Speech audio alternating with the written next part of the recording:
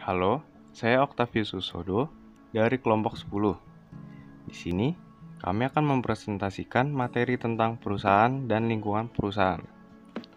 Ini adalah anggota dari kelompok 10. Terdapat saya, Octavius Susodo, lalu Ruliansyah dan Muhammad Fikriana Ramadan. Baiklah, pengertian dari perusahaan.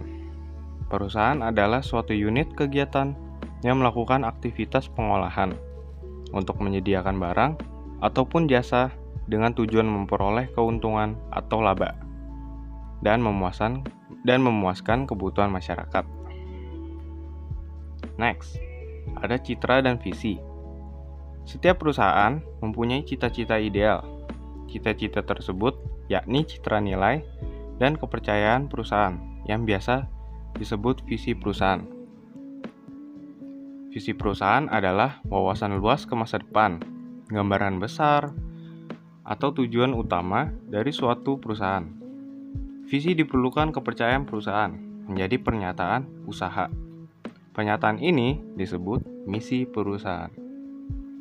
Jika visi berupa cita-cita jangka panjang dan berorientasi ke depan, maka misi berupa cita-cita jangka pendek dan berorientasi masa kini. Berikut ciri-cirinya.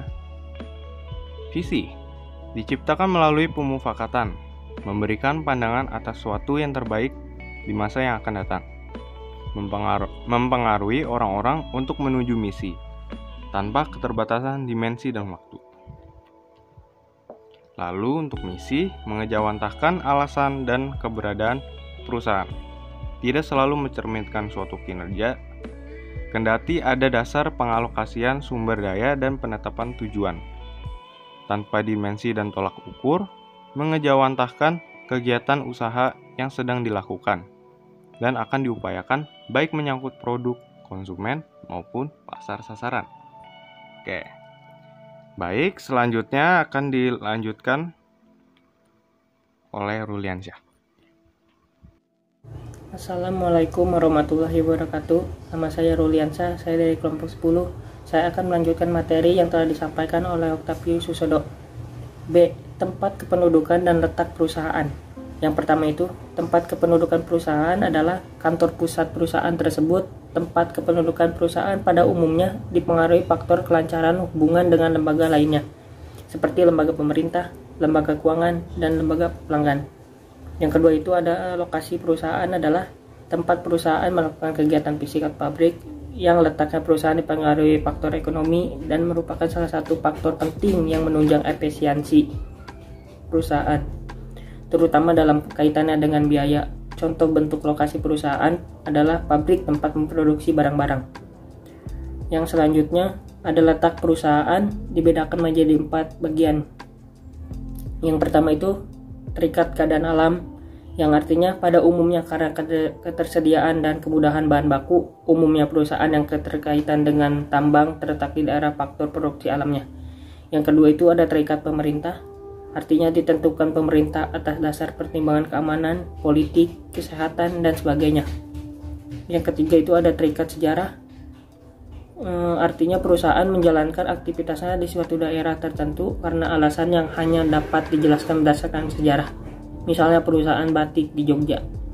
Yang keempat itu ada dipengaruhi faktor-faktor ekonomi, yang artinya lokasi perusahaan jenis ini pemilihan dipengaruhi oleh banyak faktor ekonomi seperti kedekatan dan faktor ketersediaan barang mentah, ketersediaan tenaga air, ketersediaan tenaga kerja, ketersediaan modal, kemudahan transportasi, dan kesesuaian iklim.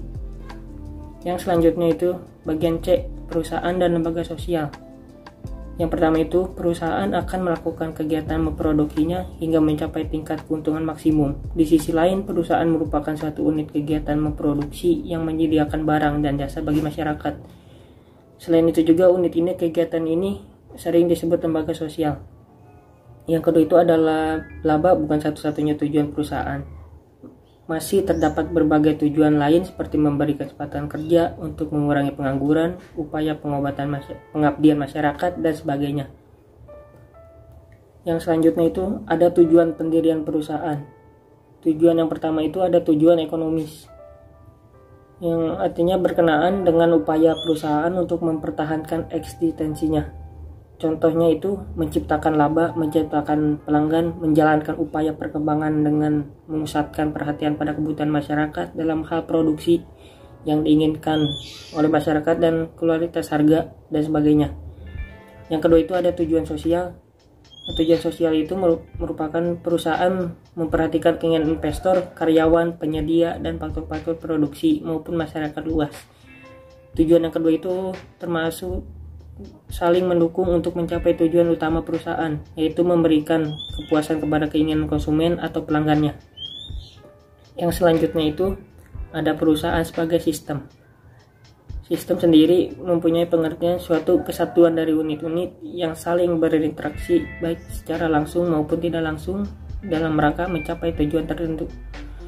Yang perusahaan sendiri mempunyai pengertian suatu sistem karena merupakan kombinasi dari berbagai sumber ekonomi yang secara langsung atau tidak langsung mempengaruhi proses produksi serta distribusi barang dan jasa untuk mencapai tujuan yang lainnya. Terus yang selanjutnya itu ada perusahaan sebagai sistem. Yang pertama itu kepada pemilik modal, contohnya pengelolaan keuangan. Yang kedua itu dan kemajuan perusahaan. Yang kedua itu kepada lembaga peneliti, contohnya membantu pendanaan. Yang ketiga kepada pekerja. Yang pertama itu membayar gaji dan memenuhi fasilitas kerja. Yang keempat kepada konsumen, contohnya menyediakan barang dan jasa yang bagus. Yang selanjutnya ada tetap sama perusahaan sebagai sistem. Yang pertama ada kepada perantara, contohnya memberikan imbalan atas jasa mereka. Yang kedua kepada pemerintah, membayar pajak. Yang ketiga kepada pemasok bahan, contohnya memberi balas jasa. Yang keempat kepada pesaing, contohnya menciptakan iklim usaha yang bergairah. Sekian dari saya, akan dilanjutkan oleh Muhammad Fitriana Ramadan. Baik, saya Muhammad Fitriana akan melanjutkan presentasi dari Ruliansyah. Sifat sistem perusahaan. Sistem perusahaan memiliki sifat 1 kompleks, 2 sebagai suatu kesatuan atau unit, 3 sifatnya beragam, 4 saling tergantung, 5 dinamis. Fungsi-fungsi perusahaan. Ada 2 fungsi perusahaan apabila kedua fungsi tersebut dijalankan dengan lancar, terkoordinir, terintegrasi dalam rangka mencapai tujuan perusahaan. 1. Fungsi operasi, pembelian dan produksi, pemasaran, keuangan, personalis, akuntansi, administrasi, teknologi informasi, transformasi, dan komunikasi, pelayanan umum dan undang-undang. Fungsi operasi penunjang. 2. Fungsi manajemen, meliputi fungsi perencanaan, perorganisasian, pengarahan, dan pengendalian.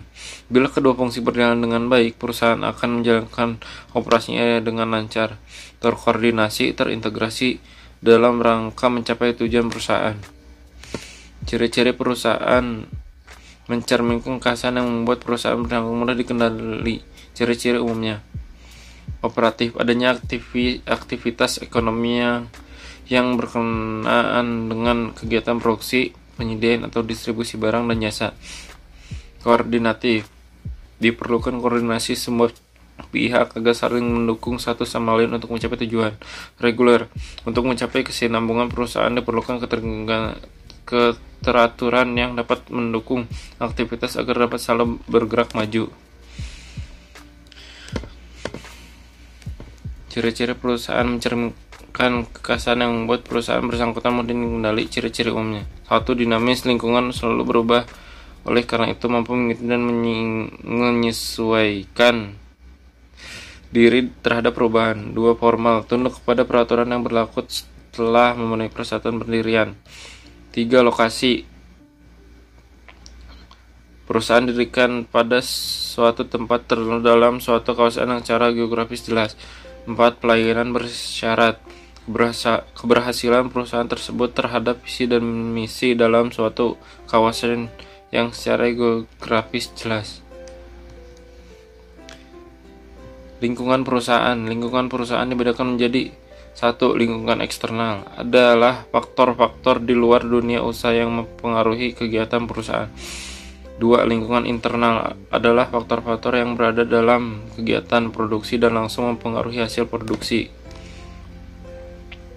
Lingkungan eksternal perusahaan dapat dibedakan menjadi: 1. lingkungan eksternal mikro adalah lingkungan eksternal yang pengaruh langsung terhadap kegiatan usaha. Contoh, A. Pemasok atau supplier yang menunjang kelangsungan operasi perusahaan.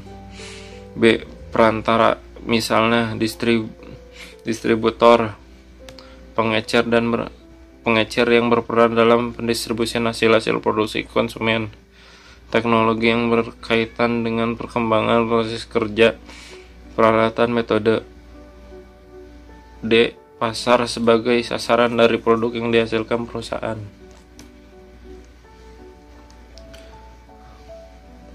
Dua, lingkungan eksternal makro adalah lingkungan eksternal yang berpengaruh tidak langsung terhadap kegiatan usaha. Contoh, A. Keadaan alam yang termasuk sumber daya alam dan lingkungan. B. Politik dan hankam. C. Hukum. D. Perekonomian. E. Pendidikan dan kebudayaan. F. Sosial dan budaya. G. Kependudukan. H. Hubungan internasional.